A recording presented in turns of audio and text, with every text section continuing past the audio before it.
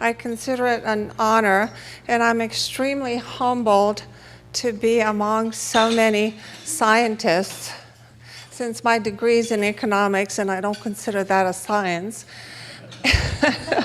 Sorry, economists.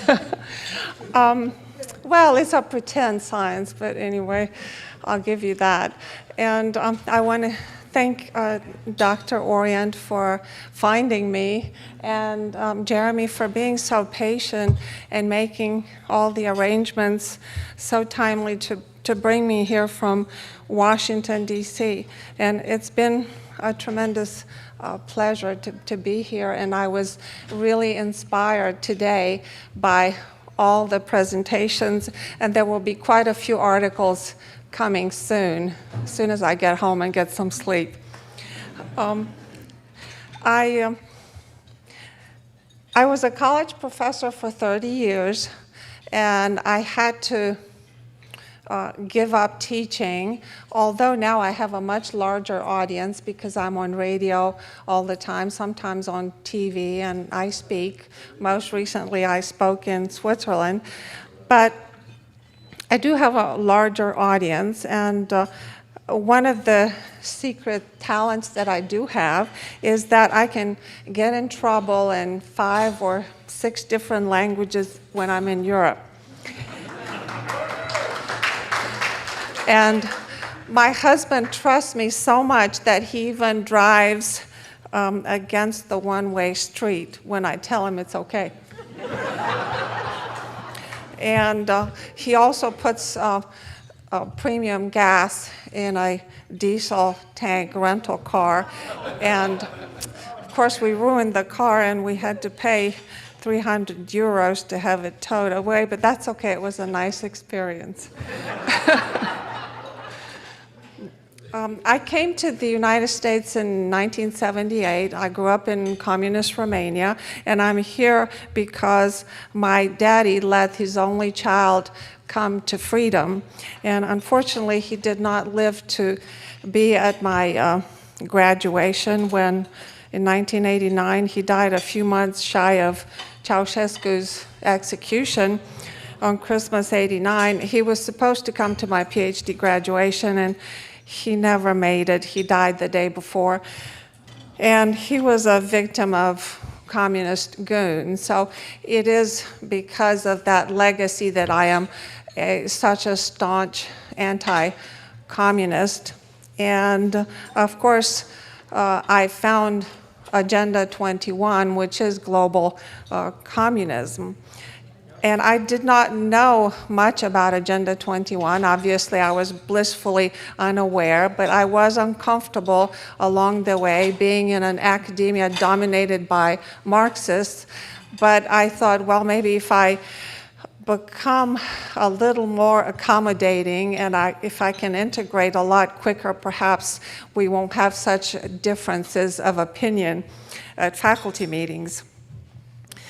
But I became really interested in Agenda 21 in 2008 when I retired, and I moved to Washington, D.C., and I started seeing evidence from friends who were farmers who were finding themselves running into trouble with local government in reference to property rights. They couldn't farm, they were changing zoning rules, and this one word started popping up, a visioning committee and smart growth. And I thought, well, I have to investigate what is this smart growth and what's a visioning committee. And I found out that there was one in my county, Prince William County in Northern Virginia, which has actually brought Agenda 21 into our county. We have several Agenda 21 developments there. So pretty soon, being the smart cookie that I am, I found Agenda 21 everywhere, including the National Building Museum, where I actually went for fun. We have so many free museums in DC, and lo and behold, it was wall-to-wall, green growth, smart growth, comprehensive plan, Agenda 21, wall-to-wall, including the bookstore. So I started taking pictures as I visited the museum, and although it said no photographs, but I'm kind of a photographic nut. I don't follow rules very well if you tell me no. So I found out in this museum why we have such traffic in Northern Virginia and in DC in general. Back when they were trying to build the beltways, there were more plans for beltways, but they were actually stopped by community activists who riled up the people who had homes in the path of these beltways that were to be developed, and they told them that their properties were going to be stolen. So of course there was enough furor raised and the plans were scraped. So that's one reason we don't have enough alternative ways other than I-95, 495, and 395 in DC. And they're constantly busy 24/7. And to make matter worse, Agenda 21 now has developments to take us away from our cars through all these very, very expensive toll roads, and they have just turned the HOV into a toll road. And it's very, very expensive. We were talking on the bus yesterday and it was done so criminally, really, they never consulted taxpayers that they were doing it. It was just a deal between the politicians and Transurban, the company that made the improvements. Well, the idea that Agenda 21 is everywhere is true. I have spent hundreds and hundreds of hours reading documents that I didn't want to read, that made my skin crawl because it reminded me of communism that I had escaped after 20 years. And I found out that this idea of the New World Order that is promoting this global communism via Agenda 21 through environmentalism actually has been around since the turn of the 20th century. All you have to do is look at your dollar bill, if you have one in your pocket, and on the back, right under the Masonic pyramid, are the Latin words Novus Ordo Seclorum, which means the New World Order. And everybody's familiar with Cecil Rhodes, of the Rhodes Scholarship fame. He was probably one of the first that had dreamed up and believed that the entire world should be under one government, and who might that be? Of course, the British Empire. And he had an interesting organization in 1891 that was called the Society of the Elect, or the Secret Society. And later on, they turned it into the Chatham House Gang because they bought this residence called the Chatham House for their headquarters. And that was the beginning of the global governance idea, at least on the European soil.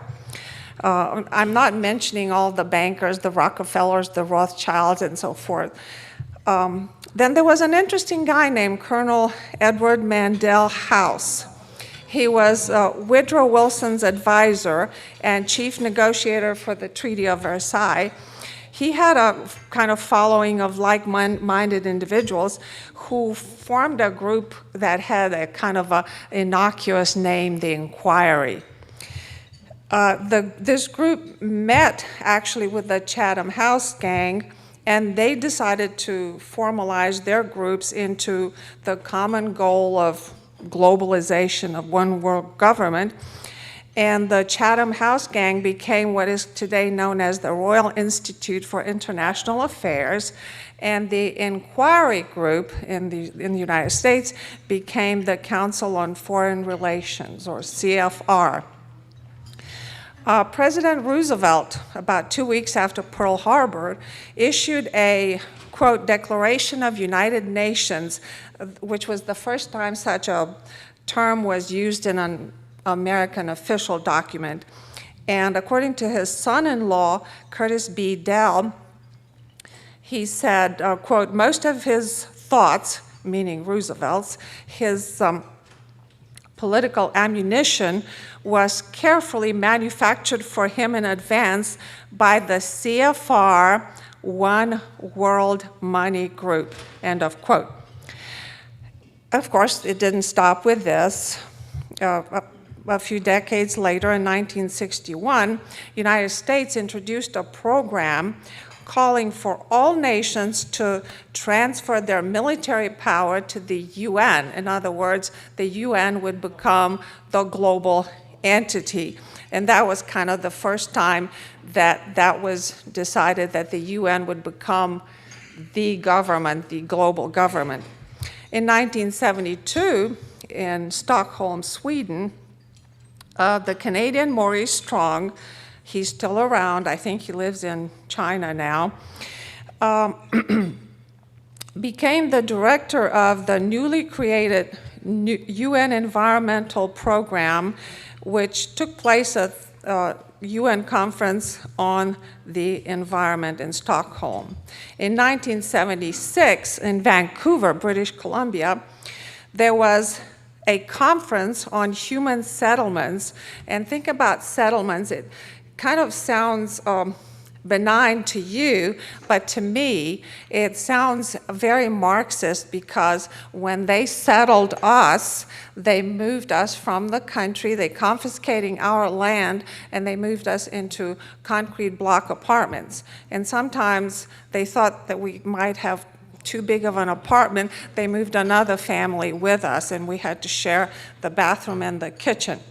Anyway, so at this conference in 1976, they produced the first steps towards global governance, and the document was about 65 pages long, and it was all on land use, how land across the globe should be used according to their ideas. And what was the kind of the leitmotif of land use? It was public control of land use is indispensable. So the recommendations that appeared in this conference report are implemented in the US right now as sustainable development, which is the linchpin of Agenda 21. It is in your programs, if you have in your area, called sustainable communities or smart growth or green growth, as mandated by comprehensive land use plans. In 1983, the World Commission on the Environment, via the vice chair of the World Socialist Party, her name is Gro Harlem Brundtland, introduced the term and the definition of sustainable development. And again, it sounds very innocuous. I think few people would object to the definition, and it is. Sustainable development is development that meets the needs of the present without compromising the ability of future generations to meet their own needs. Well, it sounds innocuous, but to me, it's collectivism 101. Who gets to decide what the needs are?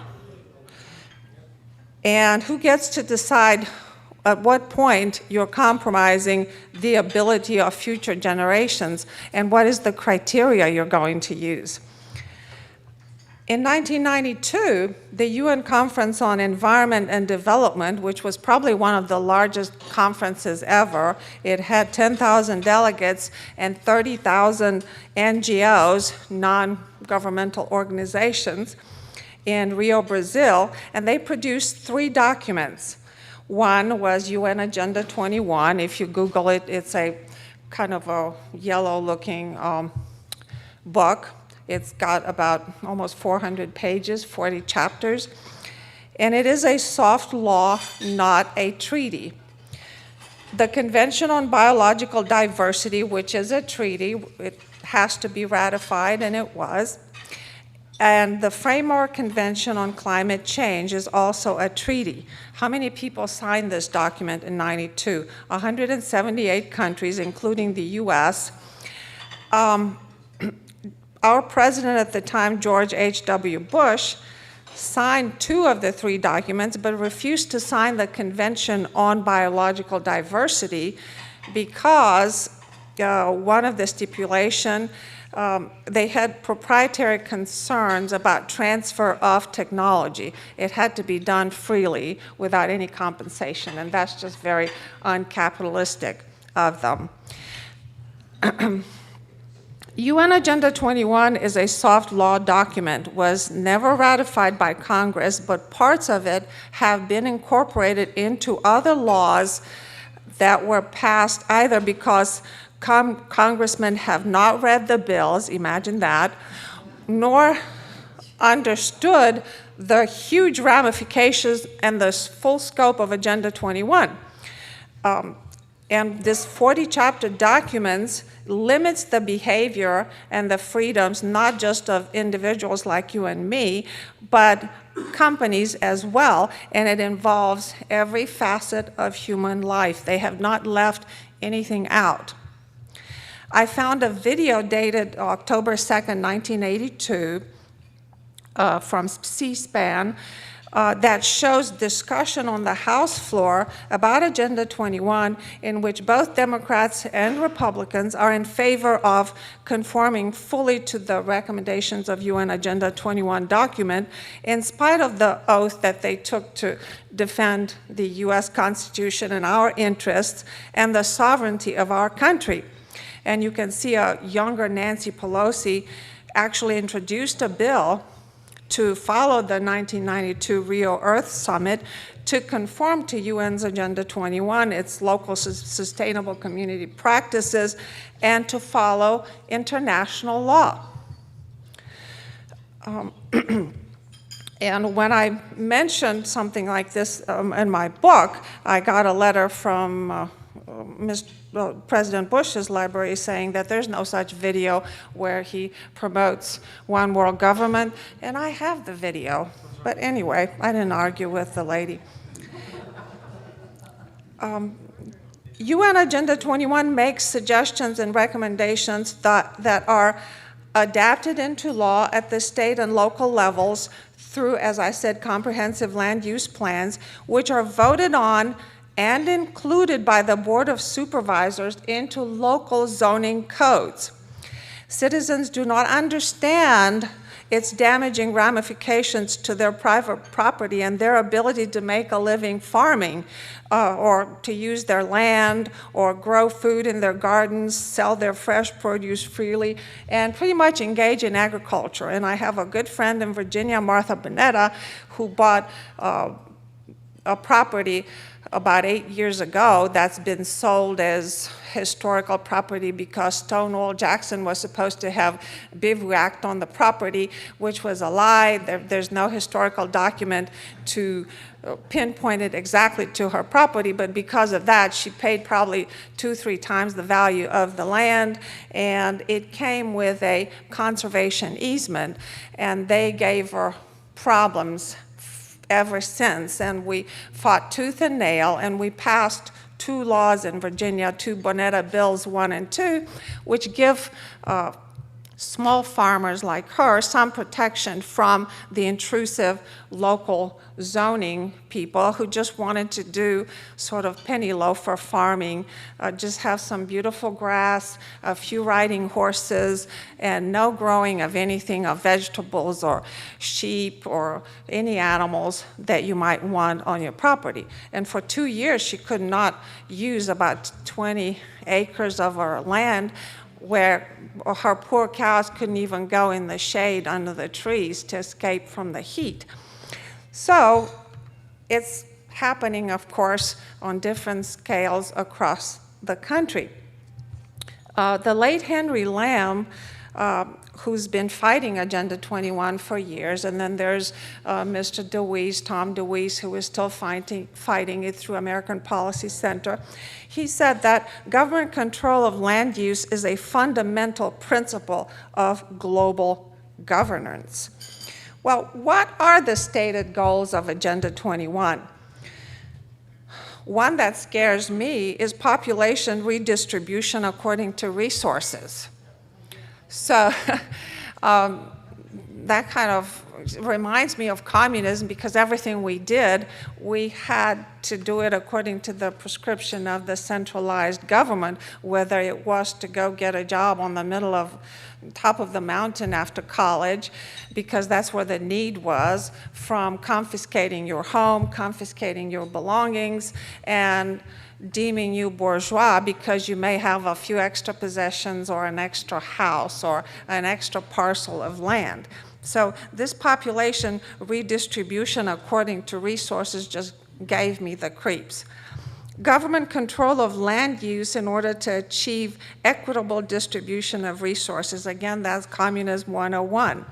Land use control through zoning and planning. They're doing it all over the country, whether you know about it or not, and it's not in the interest of the people in the area. And they're so bold, as I found a document from 1998 in Montana, from the Park Service in Montana, telling farmers that they want to move them off the property because they don't want them to hunt or disturb the wildlife. And they were fighting the local representatives. Why are you not understanding that we're trying to help you? We're trying to save you money. We'll move them in the city, and the city has to worry about them, and you don't have to spend any money in the county. So under this guise, they were wanting to confiscate their properties, their land, in the country. And I was really upset about it, and I had to track down the representatives who are no longer there, and track down the newspaper editor and so forth, and they all confirmed what I had dug up. They want government control of excessive profits from land use. Again, that's a Marxist idea. They want urban and rural land control through public land ownership, and we already have these private-public partnerships springing up all over the country, and not just in reference of agricultural land, but even land for development of property or housing. Population control, and I don't know how they're going to achieve this, because if you look at various documents, different denizens of these environmentalists go anywhere. We're supposed to have ideally 500 million to 1 billion people. So how are they going to get rid of the rest of us? Attrition, famine, sterilization, I don't know. Developing rights must be held by public authorities via regionalist authorities. And I don't know if you know, but the United States is divided into 12 regions. And they call them FEMA regions, but they're actually regions recommended in the Agenda 21 document. Most recently, I found a video of Cristina Figueres. She is the president or secretary, I don't know her exact title, of the National UN Framework Convention on the Environment. And she's talking to a Northern California organization somewhere in San Francisco, and she's talking about moving rural populations into cities, into mega cities, not just any city, with mixed-use, high-rise, stack and pack, miniature apartments about the size of a coffin. It kind of terrorized me when I saw it, with no parking, but easy walking distance from work or school, entertainment, whatever, because it is easier to control the population if they're densely into one locale as opposed to spread out all over the country. And she was talking about that these mega cities are going to be self-sustainable. I hate this word sustainable now, because everything has to be sustainable. It's a nice word, but because it has such control connotations.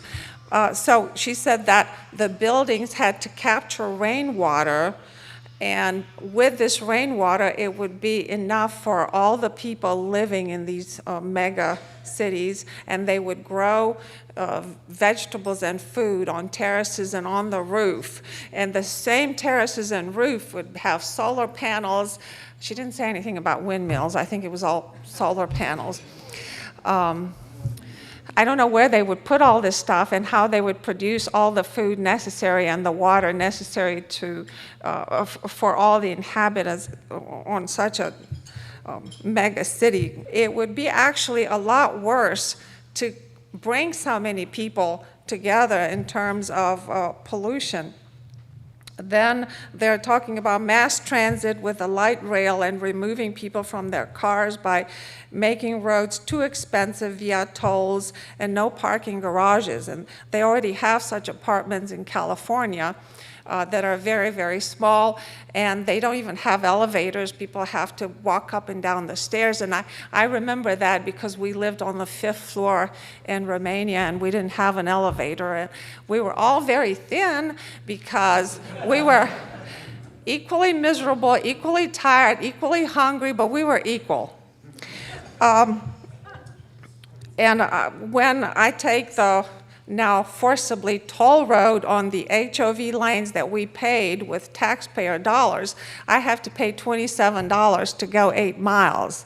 And to me, that's highway robbery. And of course, as an economist, it's an incentive to remove us off the road to take public transportation.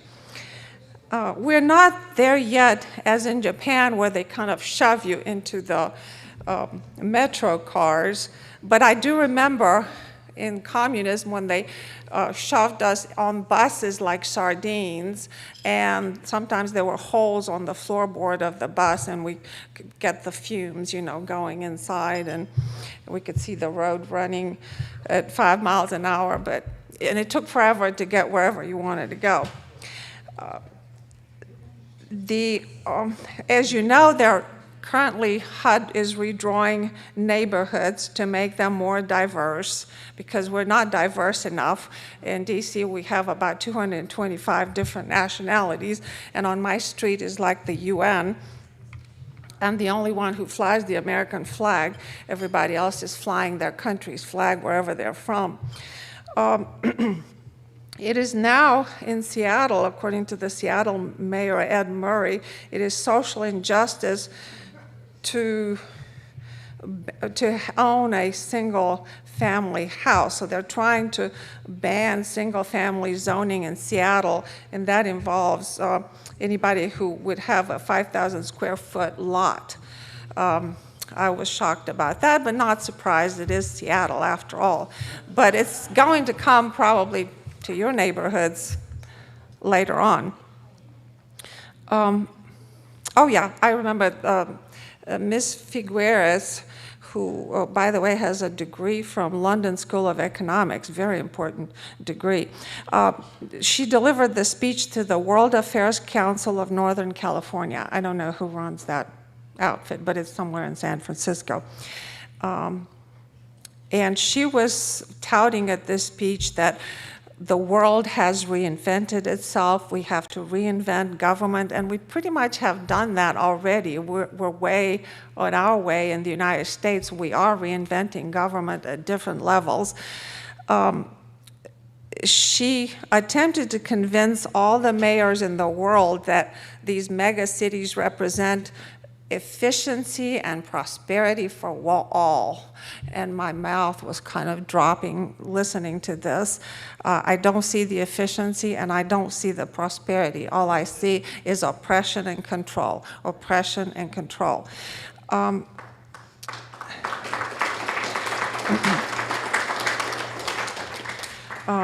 The Business Insider had an article not long ago about the plan that floated a Davos conference they had this year, where they were talking about spending $90 trillion to redesign all cities so that people no longer would need cars.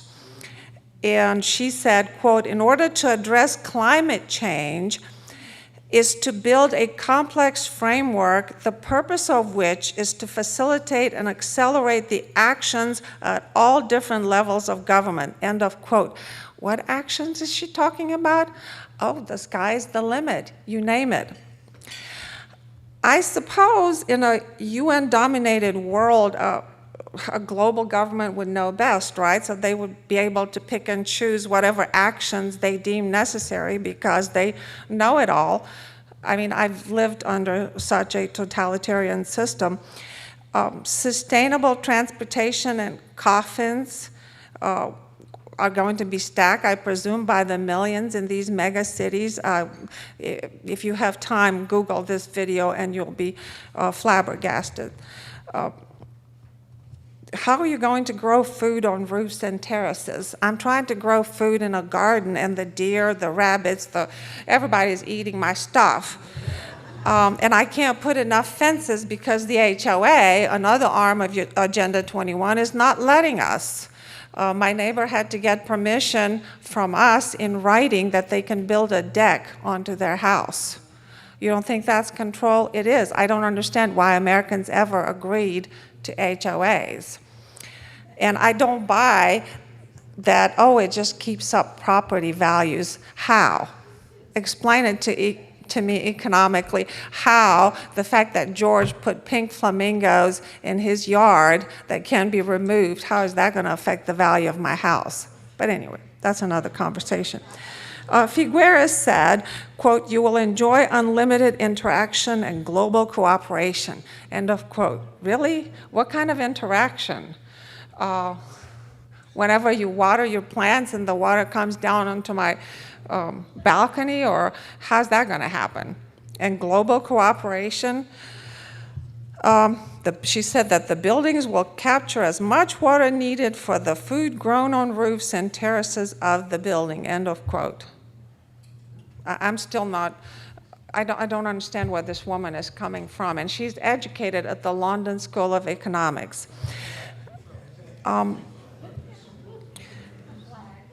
And so the question was, what would be the benefits of living in such mega cities? And I asked the question of, I didn't get their permission to use their name, but I asked them what would be the benefits. They're obviously one of these environmental wackos. He said that we're going to avoid the catastrophic rise in temperatures. Okay, never mind the polar vortex that dumped record amount of snow and froze half of the globe. Even Cairo got snow, if I recall. And every time they try to meet about global warming, they were either frozen or snowed in. But this guy said we're going to have increased food security. Well, this is absolutely madness, because I've researched that all the grain stored in the world can only last for 2 days in a case of a worldwide catastrophe. So how is that going to be feeding us a few plants on the terrace or on your balcony? He said, oh, you're going to have increased energy security. Really? How so? Solar panels, they still need conventional electricity when there's no sun. Windmills need conventional electricity to run. They cost, maintenance is high. You have to keep all those things oiled. Just because they spin, that doesn't mean they're producing electricity. They operate, I think, ideally when the wind is like 33 miles per hour. So I'm not buying that. Increased water security from collecting rainwater, really? Okay. Transportation security using electric cars with charge stations. We have quite a few of those in DC. I've never seen anybody charging their cars at those stations, ever. And besides, where's this electricity coming from? Is it not coming from burning coal? Well, he also said that the low-carbon model contributes to job creation. What jobs? These green jobs don't really exist. They just renamed any kind of job green job. I haven't seen any. Job security? I don't think so. And happiness. I don't know. I look in the cities, I don't see anybody smiling. They actually look weird at you if you smile or say hello. Safeguards natural resources for future generations. Would there be future generations? Because if you look at the demographics in the developed nations of the world, they're like 0.9 babies per family. They're not even a 2.1 replacement value. So pretty much Europe is committing suicide. The only reason we are at 2.1 is because we have all the illegal immigration and all the anchor babies, et cetera, et cetera. So, will there be future generations? Perhaps, but not from the developed world. And my question is, what future generation, if we live in those mega cities, would that be before or after mass starvation? We'll see. But here's another point to this Agenda 21 Shangri-La mega city living. You have driverless cars.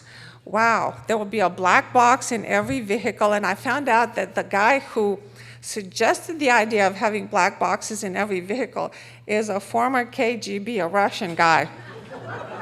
Makes sense.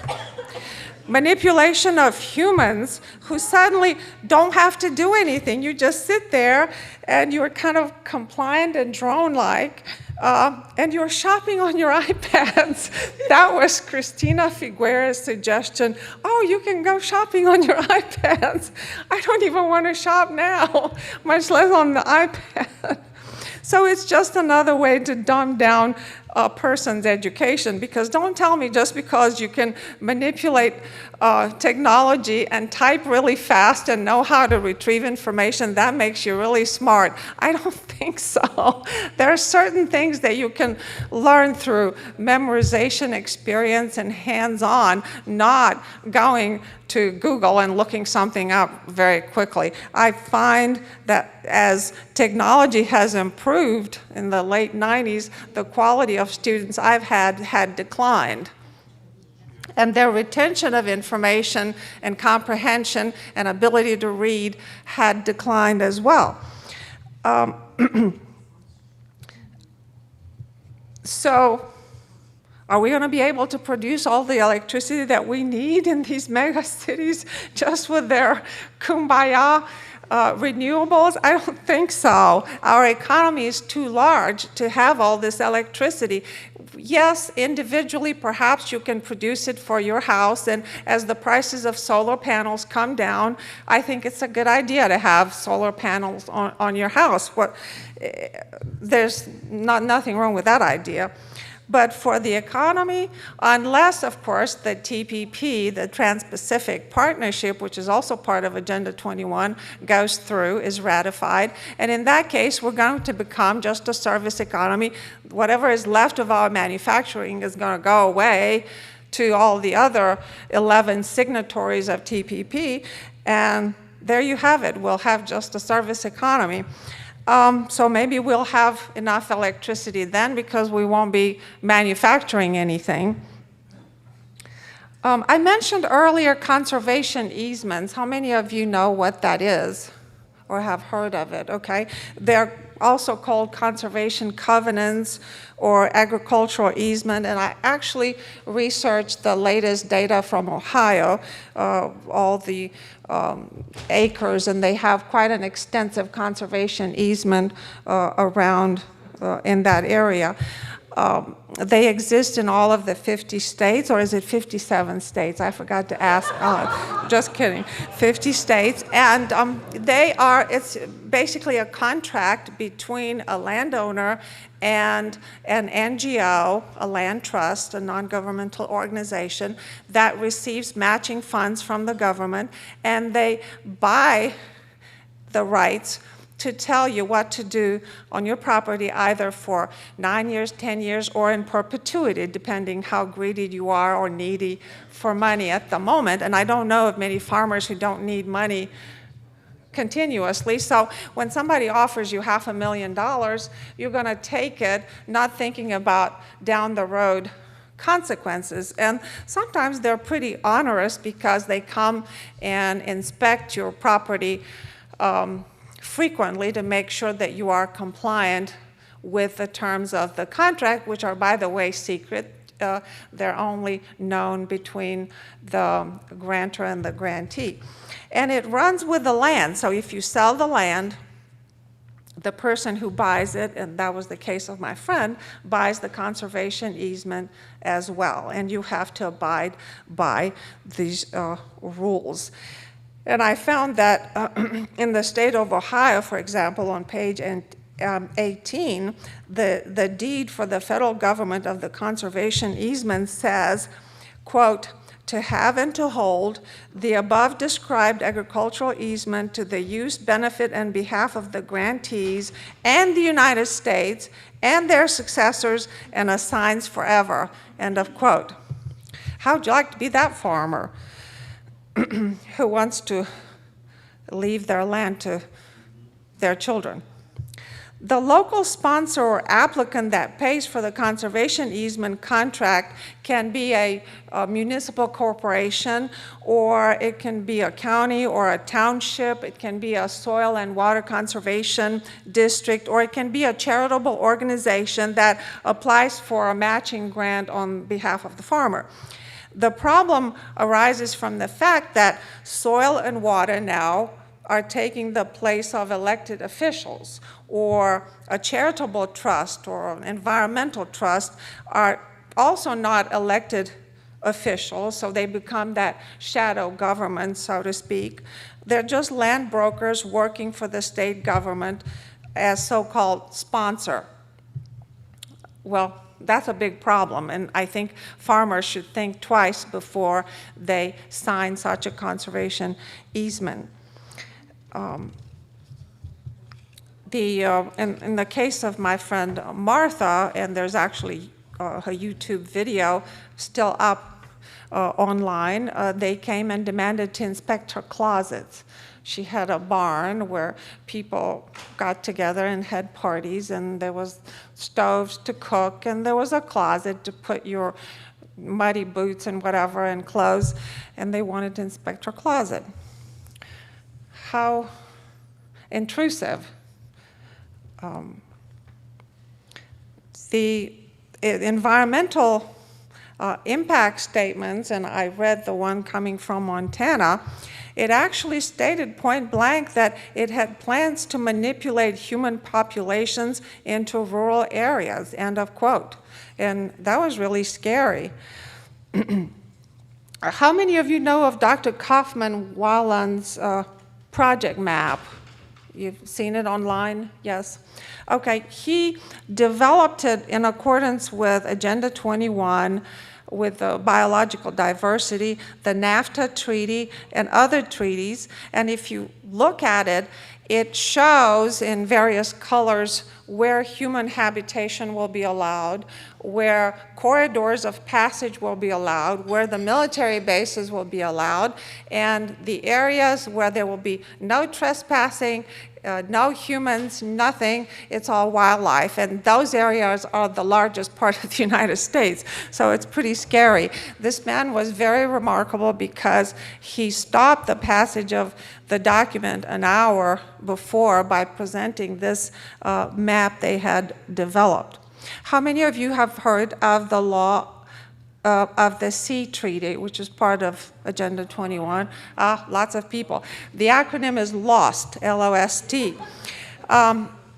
If this is ever ratified, and it was presented 4 times, last time under Mr. Kerry, it will give UN total control of all the territorial and oceanic waters in the world, including passage, whether you want to, it's your military or commercial passage, whether you're doing underwater mineral and fossil fuel explorations and so forth.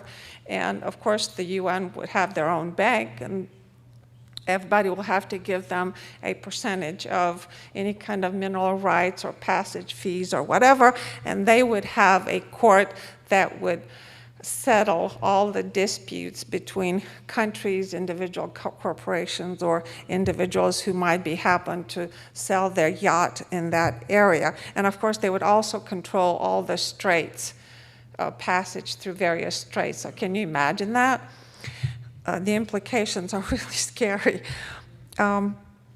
President Bill Clinton facilitated President Bush's initial commitment to Agenda 21 by signing an executive order which created the President's Council on Sustainable Development, and the goal of this council was to translate Agenda 21 into public policy under the guise of ecosystem management. Those of you who have ever visited in Virginia, there's a county called Loudoun County in Virginia, and they already have areas where people can buy homes, very expensive home, and it's located in such an ecosystem management. When you build it, you have to agree to all these medieval standards. The only thing I like about it, you have solar panels, but they're on thatched roofs. I don't think I want to spend $800,000 to in excess of $1 million to live in a thatched roof house. I'm scared a cat might fall through, but anyway. The One World governance harmonizes with every country in the world in relation to environmental protection, racial justice, equality and social justice, and these are just kind of quote code words for redistribution of wealth, of course, and they also promote health as a human right. And you know, I grew up under communism, and we did have socialized medicine, and it was a right. It was your right to go see any butcher you wanted and wait all day. You got a prescription, and then you went to the pharmacy and the shelves were empty. So just because you had insurance and you had the right to go see a doctor for free, that doesn't mean you got medical care. And most people were killed doing simple operations like a tonsillectomy. They cut your vocal cords, or they nipped your voice box, or if you had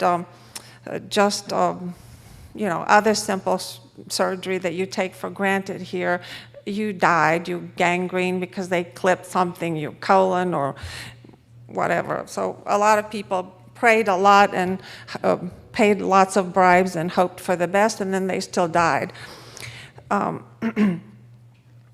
And it hasn't changed that much. I was in Romania about 2 months ago, and my cousin, who is 42 and an engineer, she cried for 30 days before she decided to have an appendectomy because she just knew she was going to die.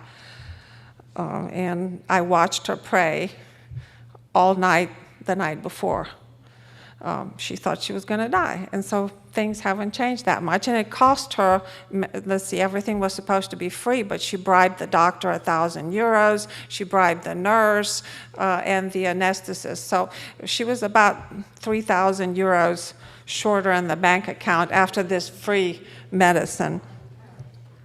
Harvey Rubin, the vice chair of ICLEI. How many of you have heard of ICLEI? I-C-L-E-I. Okay, the International Council for Local Environmental Initiative, which is the arm of implementing Agenda 21. It is now called Local Governments for Sustainability, because once different locales caught on to their goal, they started kicking them out. So to prevent this being kicked out, they changed their names. And they said, this Harvey Rubin said that individual rights must take a back seat to the collective, end of quote.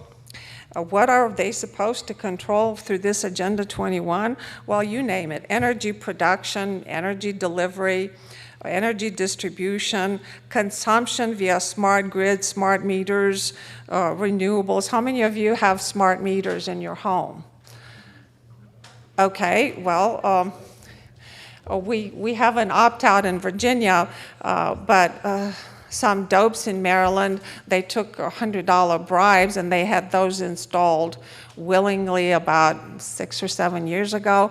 And we went to visit some friends, and it was stifling hot in their house. And what's wrong? Well, we have smart meters, and they cut our power off for 8 hours every day because it's peak consumption, and they don't want to store any excess capacity because it's too expensive to build the storage. And this way, they just control your consumption. They just cut it off.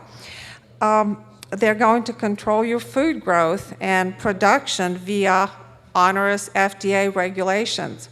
They're going to control your education via a curriculum that's centered around Mother Earth and global citizenship. If you look at Maryland, they passed a law about 3 years ago called No Child Left Inside Act. In order to graduate from high school, you had to have environmental literacy. But I looked at their math scores and readings, and they were just dismal. How many of you know about the International Baccalaureate schools? We have about 2,000 of them in Virginia. They come from a private company in Geneva, Switzerland, and it's just another fancy way of promoting the same curriculum as Common Core, where there's very little history taught, and the curriculum is secret, very little government, math, science. It's mostly all these kumbaya environmental type of classes, social justice, and so forth. And they're trying to divorce their children from being an American. And they've made their way all the way into Romania. I've noticed that there was a lot of decay of museums and things of national pride, and I asked them why, and they said, well, we're no longer teaching history, Romanian history. We're teaching this European Union-directed type of global history for global citizenship, so I was shocked. And they have to do it because they have accepted a lot of money from the EU. The Agenda 21 is going to control your water through irrigation denial to save the fish, as in the case of your Delta smelt in California. They're going in your home use. There are smart meters on your water meter, on your gas meter.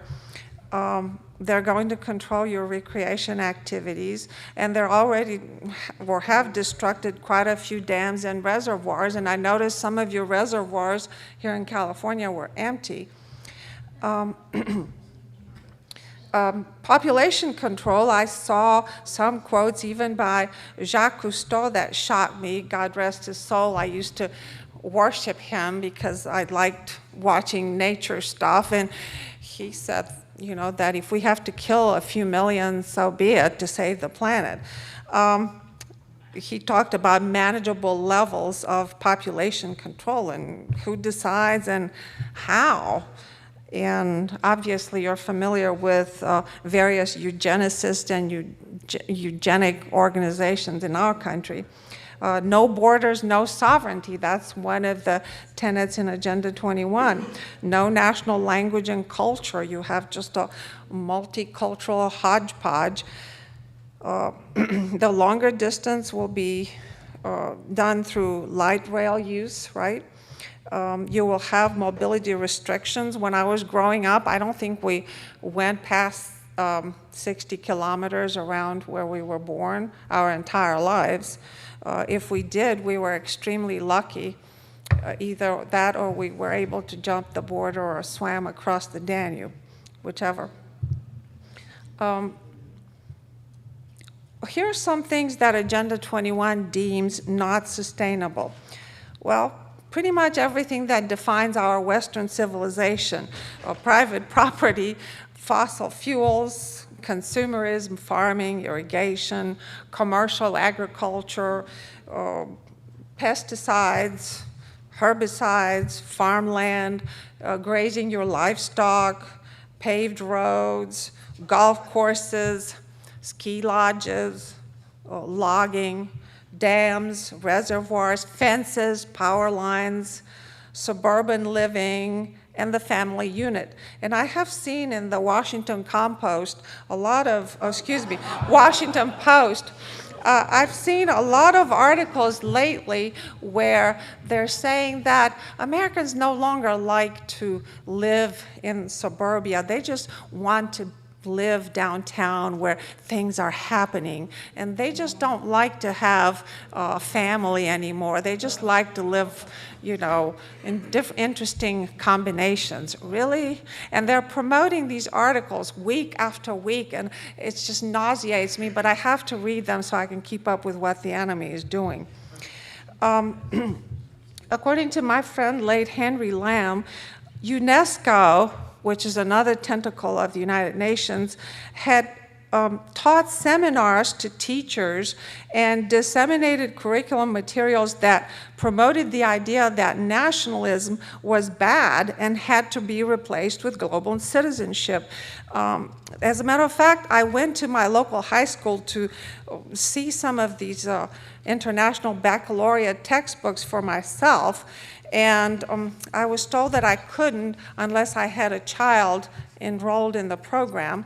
But I did find out that they were spending about $8,000 per teacher to train them, and this money per year. And this money was coming from the budget that was supposed to be used to teach our children in general. So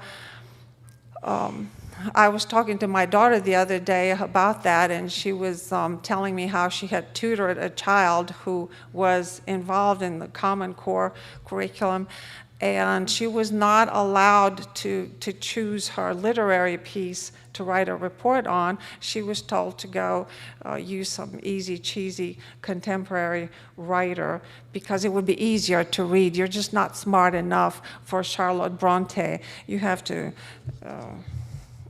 read something modern. But anyway, so this international baccalaureate kind of plants the seeds of prejudice against your national pride, against your Americanism, and supports the idea that global citizenship is the way to go, and so is the world governance, because they are the only viable solutions to the future of a socially, racially, and economically unjust planet. And well, I asked the principal, what if I have a child and I want to enroll him or her in this program? And he said, well, first the child has to be enrolled for at least a year before we make the transition, and we have to determine whether they're mentally prepared for this program.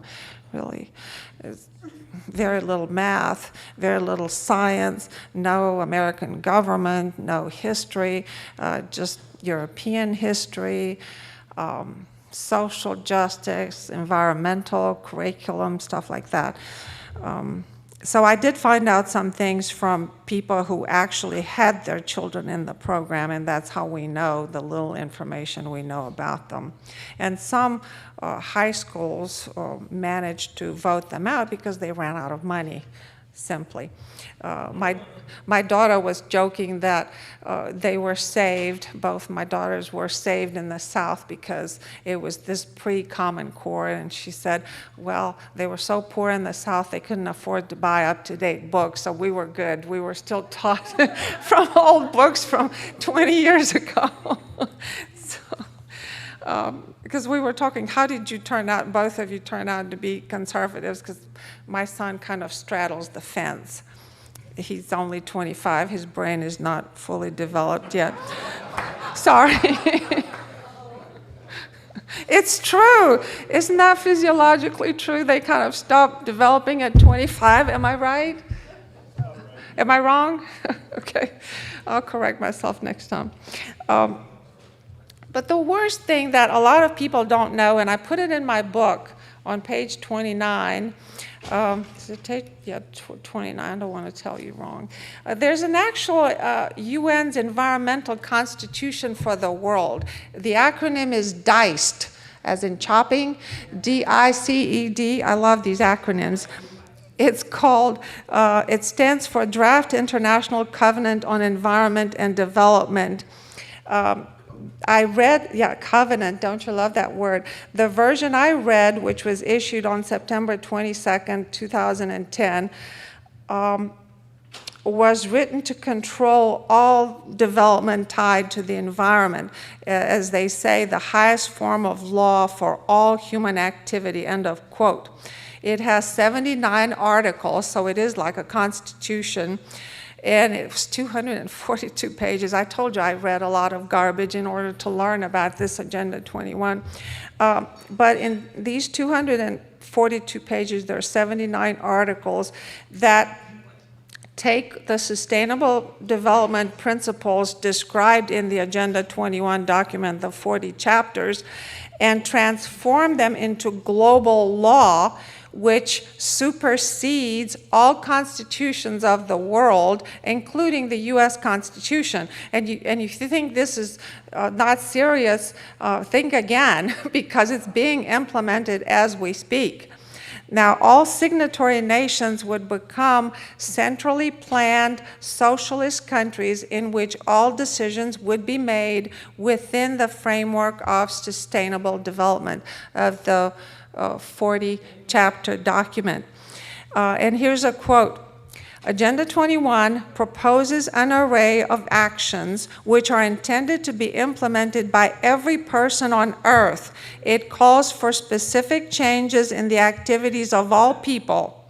Effective execution of Agenda 21 will require a profound reorientation of all humans, unlike anything the world has ever experienced, end of quote. And Mrs. Figueres kind of let the cat out of the bag about 2 months ago when she said that Agenda 21, its main goal is really to destroy capitalism, plain and simple. And there's a quote about that, you can look it up.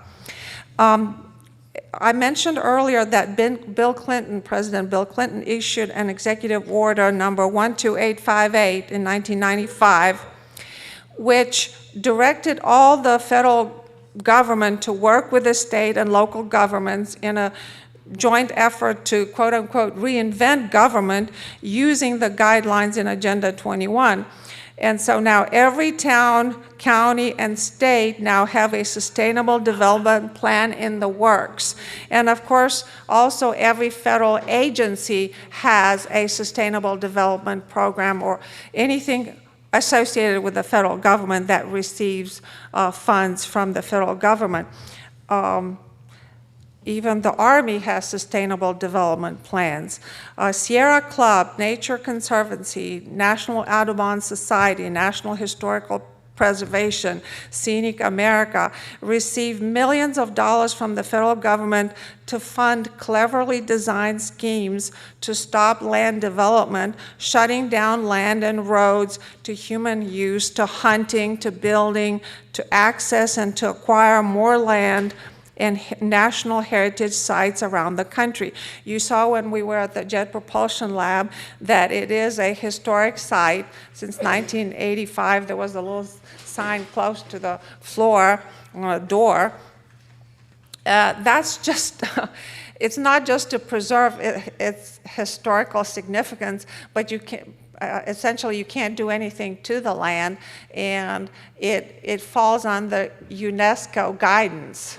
It's not under US government guidance. It falls under UNESCO, under UN.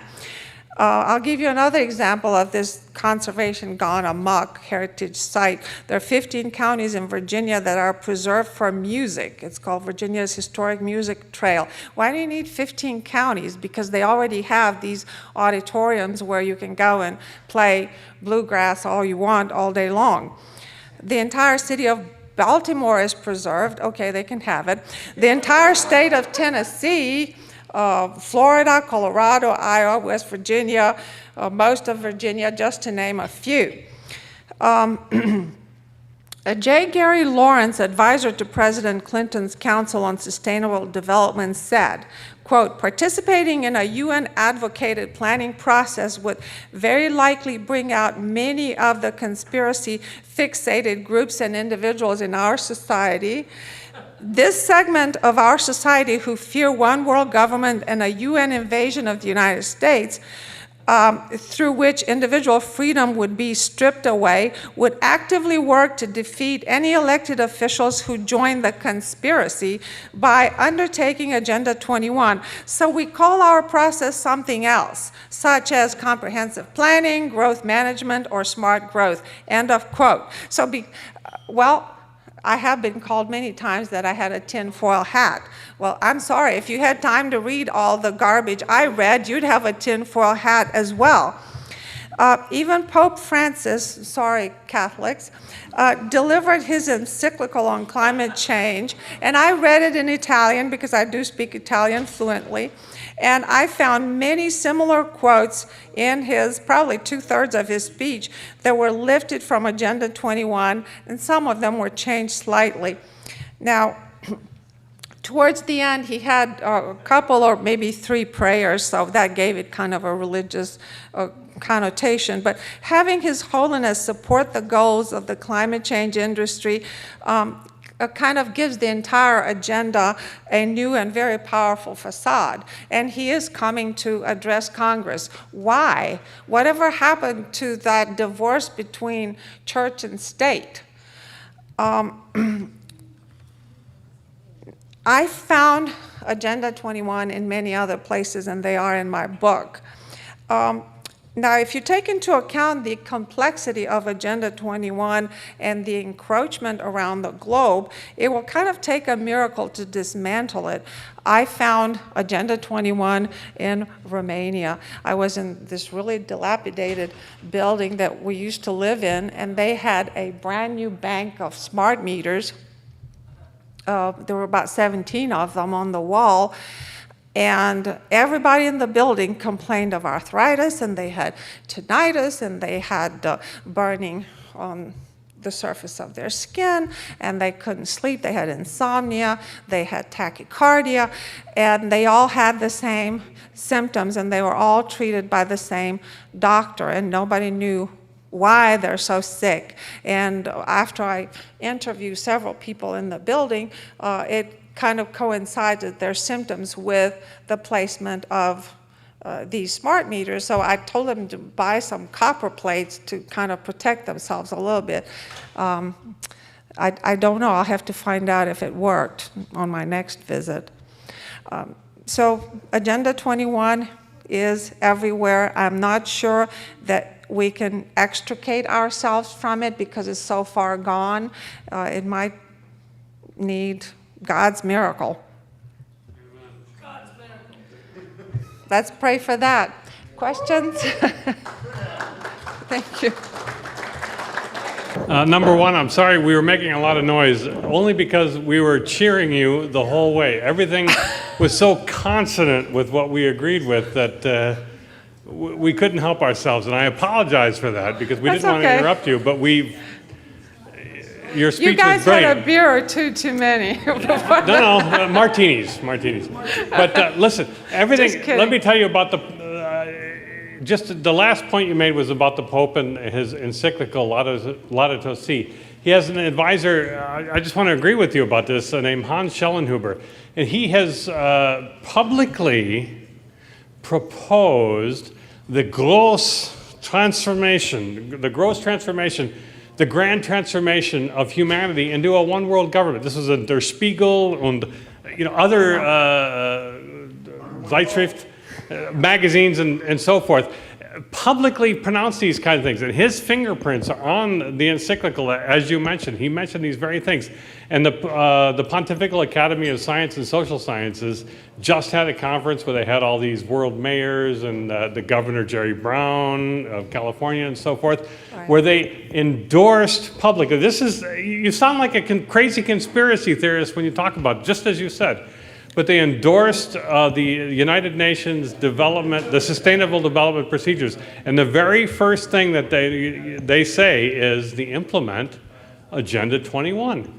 I mean, that's through their own words, their own thing. It sounds like a nutty thing. I mean, you can comment on it if you like, but we're just very grateful to you. I mean, I know we were making a lot of noise about it, but we wanted to cheer every statement that you were making. Okay. So thank you for being so public about it. One thing I did not mention to you was that all these funds that would become controlled by the United Nations would be deposited with the World Bank. So, and they would also facilitate the allocation of land use as well. They will determine how you will be using your land, whether you like it or not. Okay, well, that's what I wanted to talk about. I'm one of the people that were making noise back here. But, you know, I'm from the Midwest. I don't know what you guys in Virginia are doing. I don't know what people in California or New York are doing. But I'm going to tell you, in the Midwest, like my great-grandfather, he homesteaded that land. He broke up the sod. He was a dirt-poor Iowa farmer.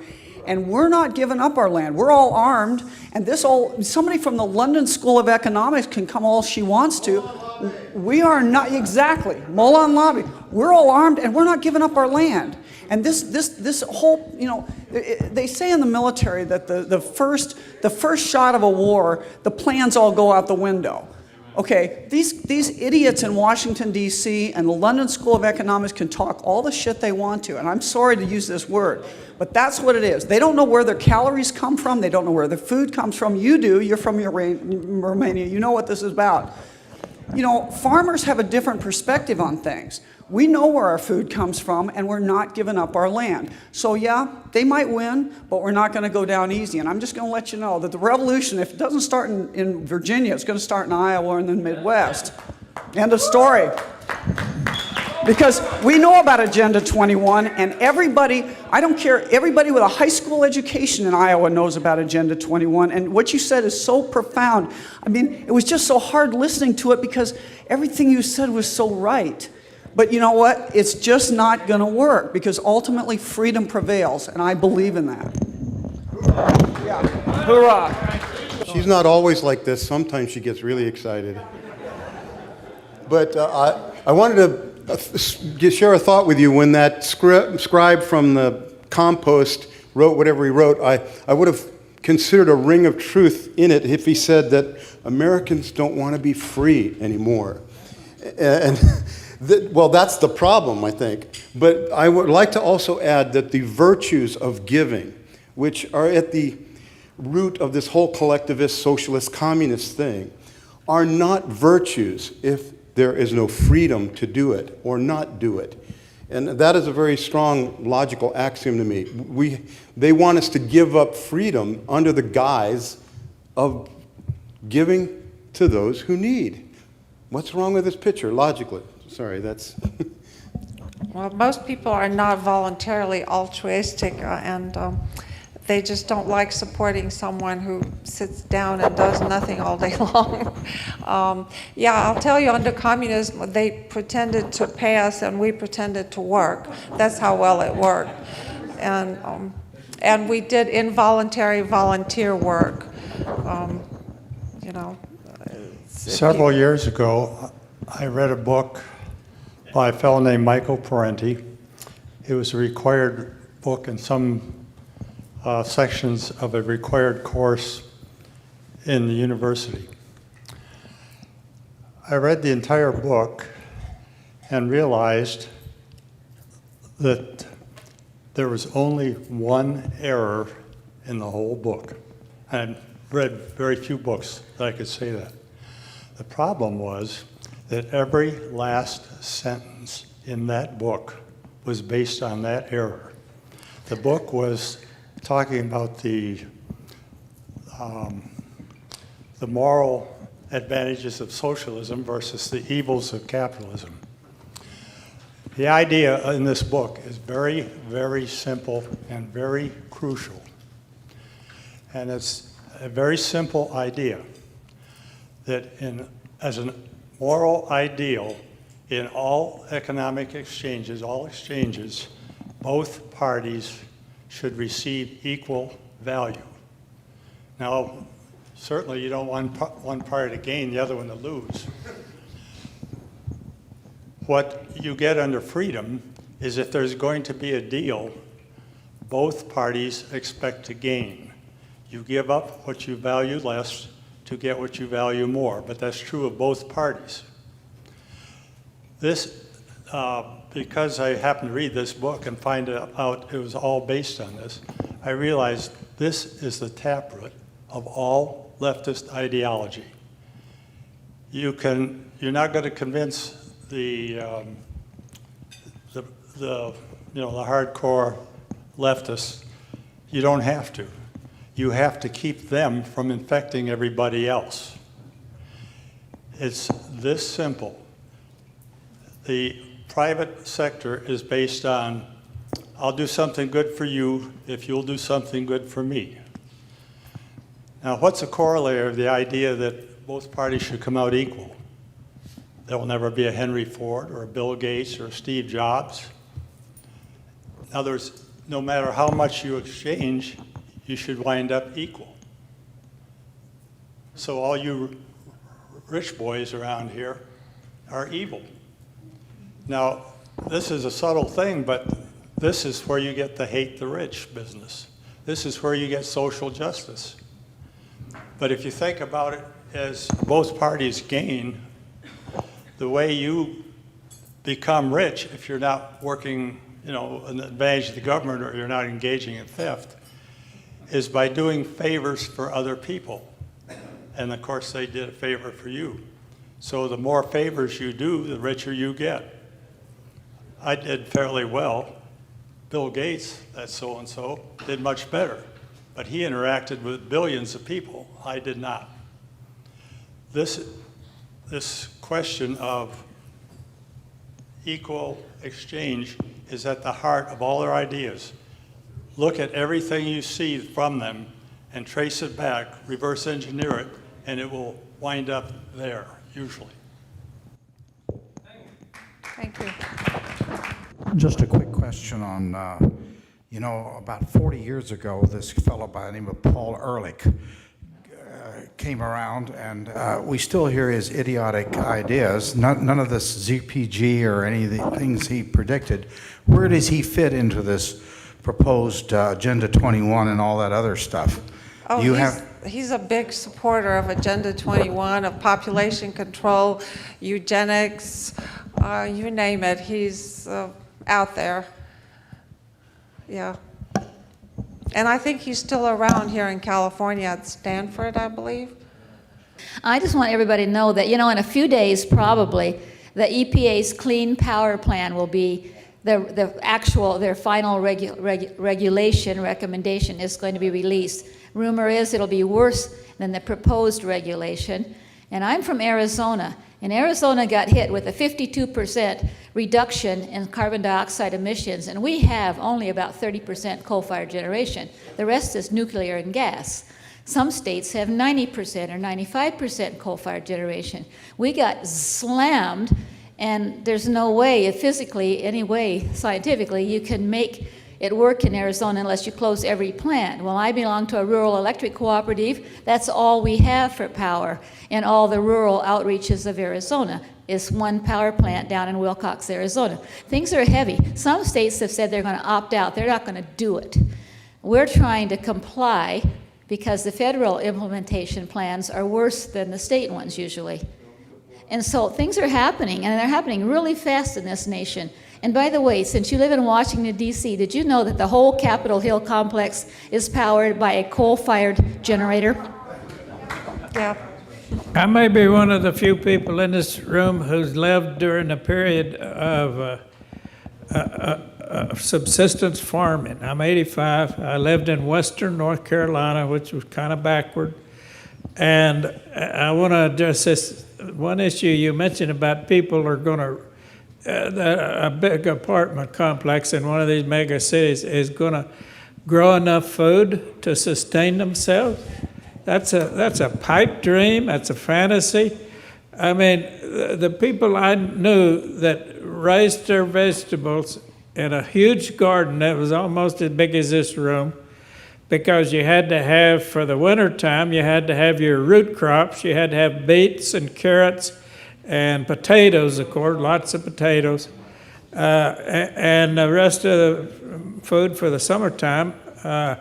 You had to have room for that. So you can just imagine splitting up this room into all these little plots. But the families were on the average of what, 6, 7 people, mother, father, and 4 or 5 kids or more. And so they're going to sustain themselves.